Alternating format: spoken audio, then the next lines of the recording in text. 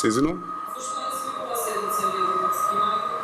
Еве ние јавно од собрание повикуваме председателот на Комисијата за избори и именувања, што не беше случај во 11 годишното владење на ВМРО ДПМН, да Комисијата за избори и именувања биде представувана и преземена од страна на опозицијата во знак и поддршка на демократските вредности кои што треба да ги негуваме во собранието. Очекуваме и апелираме Илија Димовски веднаш да го испочитува законот и да се свика Комисијата за избори и именување. За истава точка немало свикување, иначе Комисијата си функционира во однос на другите точки и другите приоритети кои што имаме.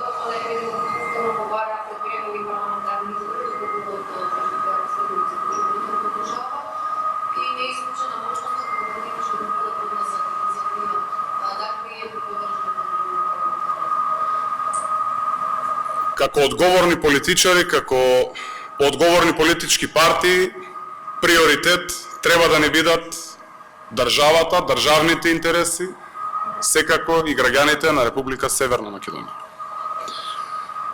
Христијан Мицкоски и за време на претседателските избори повикуваше на некакви предвремени парламентарни избори, а Бога молеше да не ги најде и се соочи со изборен пораз.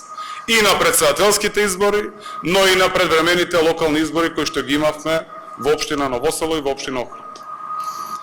Јас ви тврдам дека на било какви идни избори се што може да очекува Христијан Мицкоски и ВМРО ДПМН е пораз. Сметаме дека во таков период, кога државата е пред отпочнување на преговори со Европската Унија, кога Република Северна Македонија треба да стане 30-та членка на НАТО, треба да ги имаме сите аспекти во предвид пред да се донесе одлука. На последниот Централен одбор на Социјалдемократскиот сојуз на Македонија јасно одлучивме дека ќе се посветиме на реформските приоритети во државата. Дали се овие процеси може да го видат на Кои?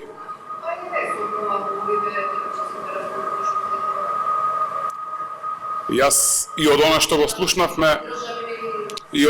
слушнавме од разговорот, може да ја потврдиме конзистентноста на ставовите на премиерот Зоран Заев, каде што јасно и во јавните настапи, и во собрание, но еве и во телефонски разговор, цврсто стои зад интересите на државата и зад интересите на граѓаните. Не очекувам со ништо дека негативно може да влијае на процесот на интеграција на Република Северна Македонија.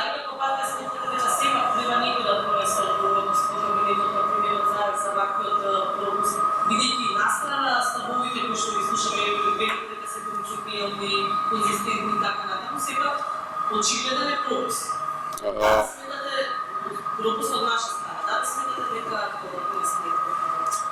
не можам јас како пратеник овде од собрание или како портпарол на партија да зборувам во име на премиерот на Република Северна Македонија господинот Зоран Заев. Зоран Заев имаше пресконференција која траеше 40 на 45 минути, каде што јасно сите медиуми, сите новинари имаа можност да прашаат за сите аспекти кои што ги интересира, што не било случај никогаш порано, и мислам дека даде јасен одговор на сите прашања кои што му беа поставени. Дали е потребно да се преземат некои процесирани мерки за да се спречат видни на вакви конкретни закони? Секако, како држава, и премиерот го најави тоа, дека како влада ќе се подготват сет на мерки кои што ќе значат сериозен почеток на борбата против лажните вести, против хибридните напади од структури кои што не сакат да ја видат Република Северна Македонија како членка на НАТО алијансата и на Европската Унија.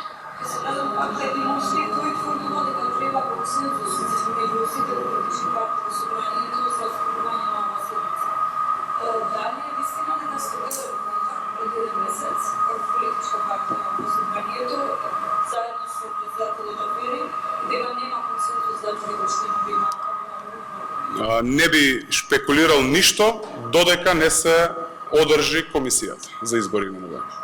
Други прашања? Ние како пратеничка група, како одговорни политичари, секогаш за било која законско решение, за било кој процес, кој што треба да се одлучува во рамки на собранието, секако, дека оставаме простор за дискусија, за разговор, за дебата, секако знаеме дека убаво е, демократска вредност е, да што повеќе од законите постои консензуалност помеѓу сите политички партии, а се со цел подобрување на услугите спрема граѓаните или услугите или ситуацијата во одредена институција во државата. Дали вие сте договорени, може би се уште за имињата, зашто би рекордијат чланови на програмскиот? Се извинувам? Дали може би, затоа што не сте договорени за имињата, за чланови на програмскиот совет и за чланови на значи може би тука некаде се крши копија? Еве ние повикуваме отворено за да се свика и да отпочне Комисијата за избори и именување. Таму, во рамки на комисијата, членовите на Комисијата за избори и именување ќе дискутираат, ќе дебатираат во интерес на Совет, на програмскиот совет, секако и во интерес на АВНО.